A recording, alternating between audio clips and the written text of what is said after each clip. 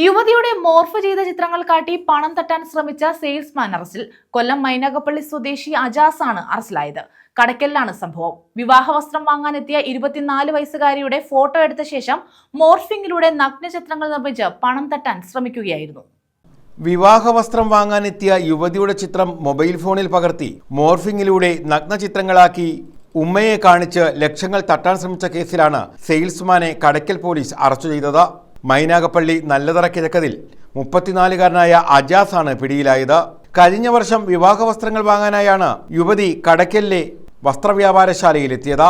ഇവിടെ എത്തിയ പെൺകുട്ടിയുടെ ചിത്രം ഇയാൾ ഫോണിൽ പകർത്തുകയായിരുന്നു. ടെക്സ്റ്റൈൽസിൽ ജോലി ചെയ്യുന്ന പെൺകുട്ടിയുടെ ബന്ധുവിൽ നിന്ന് കാര്യങ്ങൾ അന്വേഷിച്ചറിഞ്ഞ ശേഷമാണ് യുവതിയുടെ വീട്ടിലെത്തി നഗ്നചിത്രങ്ങൾ കാണിച്ചു കൊടുത്തത്. 1 ലക്ഷം രൂപ തന്നില്ലെങ്കിൽ സോഷ്യൽ മീഡിയയിലൂടെ ചിത്രങ്ങൾ പ്രചരിപ്പിക്കുമെന്നും ഇയാൾ പറഞ്ഞു. പലതവണ ഇയാൾ വീട്ടിലെത്തി ഉമ്മയെ ഭീഷണിപ്പെടുത്തി.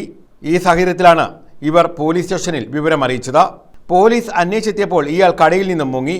കഴിഞ്ഞ ദിവസം ഇയാൾ തമിഴ്നാട്ടിലുണ്ടെന്ന് പോലീസിന് വിവരം ലഭിച്ചു. തുടർന്ന് തമിഴ്നാട്ടിലെ രാമനാഥപുരത്തെത്തി അവിടെ ഇയാൾ ജോലി ചെയ്യുകയായിരുന്ന സൂപ്പർമാർക്കറ്റിൽ നിന്നും പിടികൂടുകയായിരുന്നു. കടയ്ക്കൽ SHO സുബിൻ തങ്കച്ചൻ, SI സിജു സജിൻ, അൻസാദ് തുടങ്ങിയവരായിരുന്നു അന്വേഷണ സംഘത്തിലുണ്ടായിരുന്നത്. ന്യൂസ് ബ്യൂറോ, കൊല്ലം.